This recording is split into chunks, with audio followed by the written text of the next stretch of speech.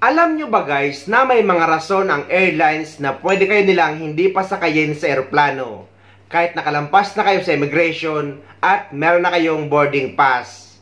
Tama ang narinig nyo guys, may mga rason na pwede kayong hindi nila pasakayin. Ito ang siyam na dahilan para hindi nila kayo pasakayin sa eroplano.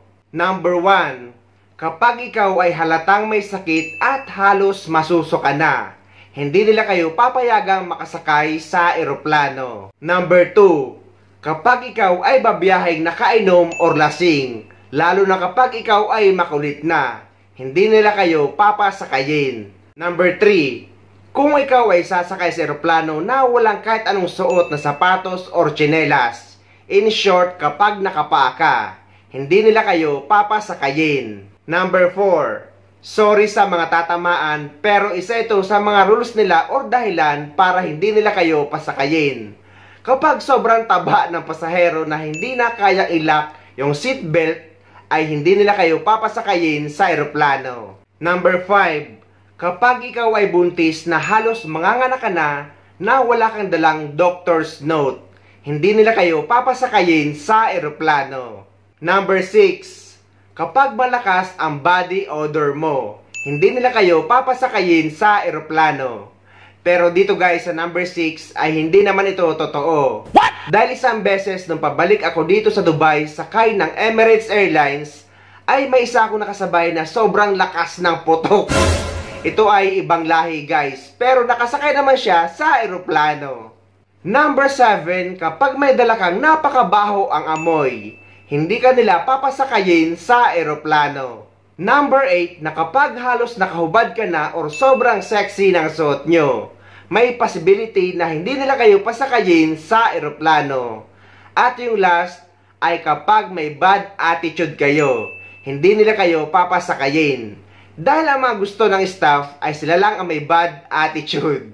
Hindi guys, biro lang. Pero ganun guys, kapag may bad attitude kayo at nakikipag-argue kayo sa staff, ay pwede nila kayong hindi pasakayin sa eroplano. Pwede na lang kapag kasalanan nila at may katuwiran kayo. Pwede nyong ipaglaban ang karapatan nyo.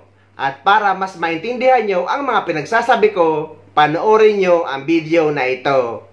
Reasons airlines can deny you boarding. While boarding, if flight attendants sense that you might be a little sick and about to puke, they can deny you boarding. I know some of you like to before a flight, but just remember, if you look way too drunk, we can deny you boarding. I don't know why you would do this, but people do. If you come barefoot, we can deny you boarding. For our larger passengers, if you cannot safely put on your seatbelt with a seatbelt extender, the flight attendants can deny you boarding. If you look really pregnant, like really, and you don't have a doctor's note to prove how many weeks you are or if you can fly, they may deny you boarding. Before a flight, it might be wise for you to get a family or friend to sniff you, because if you have bad body odor, we can deny you boarding. Speaking of bad smells, if you're bringing in something as well that stinks, well, we can also deny you boarding for that as well. Some airlines kind of like have a dress code, but no dress code. Clearly, if you're naked,